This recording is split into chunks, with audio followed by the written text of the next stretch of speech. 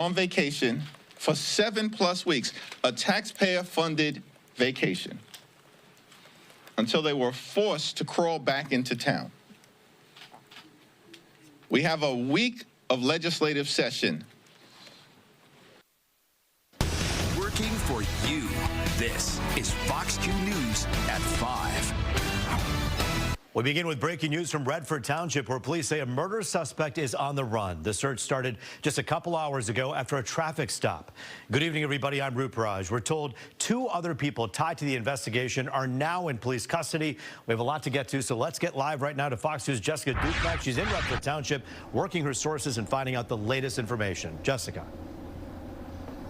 So for context, Roop, we are in the area of Beach Daily and Ross Street. That's right near Western Golf Course, just a few streets that way here in Redford. Now behind me, we raced over to Donald Street, where we saw some police activity. Detroit police and their crime scene investigators, it looks like they are collecting some evidence in the backyard right behind me. They've been here for about 20 minutes or so. Not a lot of urgency, so to me this says that maybe they found some evidence for that man that is on the run. Now let's take a look at some video that we've been shooting for the last hour or so. Now this all goes back to a homicide from last Friday in Detroit at the Charles Academy School in Detroit, where a janitor was actually running kind of an illegal barbershop operation. While he was cutting someone's hair, that customer was actually shot and killed. Someone drove that young man to the hospital where he died. Now this police investigation, this manhunt here in Redford, all tied back to that homicide.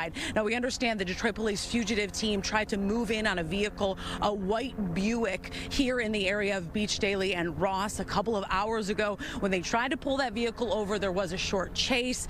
All 3 occupants then ran from the vehicle. They actually ran onto the golf course, Western Golf Course, here in Redford. 2 were quickly arrested, but I'm told the main suspect is still on the run. Now, Redford schools have been put on lockdown. Police are telling people in this area to stay inside if you can help it, and if you see anything suspicious in your backyard or front yard for that matter, to call Redford police right away. So again, to recap, 2 people in custody right now in connection to a homicide at a Detroit school last Friday after school hours. 1 suspect is still on the run. A lot of police presence kind of spread out in this area. They did have a tighter perimeter earlier. They've widened that up as the sun is setting. They're having no luck at this point finding that suspect, but they'll be out here until they do. Reporting live in Redford Township, Jessica Dupnack, Fox 2 News. Yeah, Jess, as is the case at any barber shop, so to speak, even if it's an impromptu one, people talk, and I would imagine there were other people in the room who may have information, and I bet police are probably talking to them and trying to figure out any clues they can get from those folks.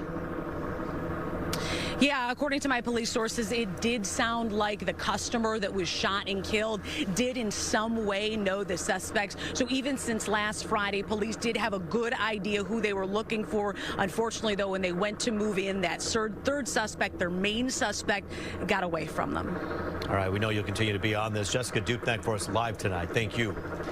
It was also a tense day in Clarkston, where schools had to shelter in place and businesses went into lockdown while ICE agents swarmed the area. We're told they were searching for suspected gang members there. Let's get live to Fox News' Charlie Langton. He is in Clarkston with the very latest. Charlie, when we hear, obviously, he's actually in front of the Oakland County Sheriff's Department. When we hear about ICE sweeps, we always think about immigration, but they do a heck of a lot more than that. Well, that's right. And I tell you what, we got an issue going on over here, too. We've got at least 2 gang members that are on the run somewhere. There was a big scene, lots of cops present in the Pine Knob, usually for a music theater. There's no music today. They were using it as a staging area, meaning the cops gathering there to figure out where these suspects were. And we went in the back of Pine Knob because that's where the suspects, we were told, it's a federal investigation. Federal agents, likely ICE agents, and the Oakland County Sheriffs were assisting them. But I'll tell you what, right now, they didn't get those people, and yes, the schools were sheltered in place, meaning they had classes, but nobody could gain access in or out of the school. It was eventually was lifted. But take a look at what happened this morning and throughout the day in Clarkston. Around 9 o'clock Wednesday morning, workers at Pine Knob, putting up the Magic of Lights show for Friday, were interrupted. When I pulled into the site this morning, there's about 30 officers here and a helicopter flying over the property. Oakland County Sheriff deputies assisting federal ICE agents pursuing suspects. Reported gang members near Pine Knob and a nearby elementary school. What's it like seeing 30 cops, guns, and all that stuff? A little nerve-wracking. A little nerve-wracking when you're coming to set up Christmas lights. The Christmas lights were set up, but the suspected gang members got away and are still on the run. Dr. Sean Ryan from the Clarkston Community Schools was contacted by the Oakland County Sheriff's Office, who immediately put his school in a shelter-in-place protocol, and later saying, as we would with any police activity near our schools, we put our buildings into shelter-in-place as a precautionary measure. This was going to keep our students and staff safe inside our schools. Now, that shelter-in-place order was lifted at about 11 a.m. However, we went to other parts of Clarkston, like what they call the Mansion, which is the golf course of Pine Knob. They were still sheltering in place to some extent as a precaution, as an abundance of caution. And why were they doing this? Because those gang members are still on the run. Don't know if they're in Clarkston. We don't know where they are. We don't know why they were in Clarkston. And we don't know how dangerous they really are. Again, a lot of questions that we are still looking for answers. I have a feeling we'll be following this one for a while. I am live here in front of the Sheriff's Office. Roop, I'll send it back to you. Yeah, Charlie, obviously it's not just for the folks at the golf course, but the Mansion, but there's an entire neighborhood that borders that golf course with hundreds of people who live there. It has to be scary for them as they sit back and wonder where these guys and gals are.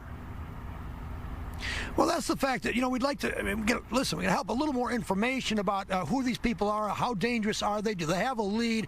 Just a little more information, because that's, gang members on the run. I don't have to say much more than that. That scares a lot of people. Of course. And listen, I have to assume that the sheriffs know what they're doing, and they do. And they were out there. They're very organized. Feds are very organized. So they say there's no danger at this point in time, but still, a lot of questions to be answered. We're not done with this one. Nope. The search does continue. Charlie Langton for us live tonight. Thank you. Well, 3 men accused in a drive-by shooting that left a 6-year-old boy dead in Detroit back in court as a judge decides whether they'll stand trial. 30-year-old DeMontrell Wilson and 28-year-old Deontay Cherry and Terrence Blue are accused of firing at a group of people back in July near 6 Mile and Joseph Campo. 6-year-old Riley Love was hit by a stray bullet and later died. All 3 men are facing conspiracy and murder charges. We'll hear testimony from today's hearing tonight on the news at 6. Hi, my friends. Let's get a check on the weather. It's just a beautiful day out there. I think we're a couple weeks away from December, and we're still looking at temperatures in the 40s. Yes, and we have numbers near 50 degrees over the next couple of days, and we're almost a week away from Thanksgiving, and I have an early preview of the Thanksgiving forecast. Right now, it's quiet out there. You can see some mid and high-level clouds streaming in our direction, but there's no big storms out there, so as a result, things are going to be dry for us Thursday, Friday, into the weekend as well. Right now, 43 here, 41 Lansing. It is cooler up there in the thumb. Pair of 37s for Bad Axe and for Port Huron. How about some live pictures from downtown? This is like a painting, a picture of the Detroit skyline. You can see the river. Beautiful out there. Even some ducks on the water. For the rest of tonight, we'll get down to 32. It will cool off after sunset. And then here's a peek at what's coming up next. It looks like we're dry all the way until next Tuesday. And yes, Thanksgiving will be brisk and colder. We're going to show you that forecast coming up in about 10. Roop, back to you. All right, thanks so much, Rich. The holidays are just around the corner, as we just talked about, and the city of Detroit is getting ready for that iconic ice rink at Campus Martius. Always a blast. It is open this Saturday with a big holiday bash. Fox 2 Scott Wolchuk is live at the park with a preview. And Scott, did you bring your ice skates, and do you even ice skate? Hey, Roop, you know what? I did not bring my ice skates, but I'm going to have to start investing, because whenever I've got the microphone, I somehow end up out on these rinks. And you're going to see if I can ice skate. So right now you can kind of see it. This is the ice rink this year. It's got that amazing Lexus symbol in there. And don't you just wish people were out there ice skating? Don't you wish you could see me out there fumbling around on the ice? Well, guess what? Your wish is my command. We've got the Christmas music, we've got the cheering, of course. Campus Martius is open with its amazing ice rink. And of course, you can't have Campus Martius without the Downtown Detroit partnership. Thanks, Dave. I'm not so good at stopping. You may have noticed. So we've got David Cowan with DDP. So first off, tell me, so we've unveiled Campus Martius's ice rink. When's it open to the public? Opens to the public November 22nd at 11 a.m. for a full weekend celebration on the ice. Polar Express skate, ugly holiday sweater party. Whoa. So it's going to be a fun time, and what a beautiful day here in the downtown. Grateful to have Lexus be the presenting sponsor of the rink this year. Absolutely. And you know what? How about let's try skating a little bit here. I'll try and skate an interview with you. So now you are obviously pretty good at skating. You just did that with no hands where you went kind of backwards there. So let's talk about what does the ice rink mean to the Detroit community? Oh, this rink is special. It's a place where Olympic athletes come to perform, but also where people who have never skated a day in their life can step out on this rink and share the space with so many experienced people. So it really is a community asset, and it's right here in the center of downtown. Which one do you think I'm more like, Olympic or someone who's never skated in their life? I think, give it another couple months, you will be headed to the Olympics. Thank you very much. What do you think is so special about this year? Well, this year's tree lighting show is going to be spectacular, star-studded performances on stage and ice. We have U.S. Olympian Paulina Edmonds, who's going to be joining us, followed up by Emmanuel Savory and Chloe Felton. So phenomenal skaters, joined by local skate clubs. So cute little kids skating for the first time in front of 100,000 people. A lot cuter than seeing me fumble around here. Thank you so much, David. I appreciate it. And now we're going to end this. I'm going to try and go backwards, people.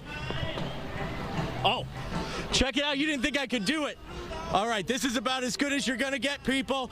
Remember, starting up in a couple Saturdays, you could be out here with the best of them. And the best of them right there. You know what's funny is right after that, you can see David skate behind me to catch me. Just in case I fall, I did not fall. I will have you know that. What do you think about that, Roop? I did that whole thing skating. Can you do a whole episode of The Pulse while you're skating? No. And I just finished saying to everyone here in the studio how much better you are than I am at doing that. You're amazing. In fact, to do an interview while you're on those skates, that takes a lot of confidence. I give you a lot of credit, my man. Thank you. Well, I thought if I fell down, that would make for good TV, and I got to tell you, my feet hurt. It is not easy to skate, there's still time. We're on till 7, funny. So if you decide to get back on the S Live, let us know. Scott will check for us live tonight. Absolutely. You know it. Thank you. One hard-working fifth grader in Detroit is just days away from making their Thanksgiving parade debut. The parade company unveiling the winning design in its annual contest. We'll have a first look at the float. That's just ahead. Also tonight. For Kelly and Ypsilanti, where preps are underway for an EMU-sponsored food drive, just in time for the holidays.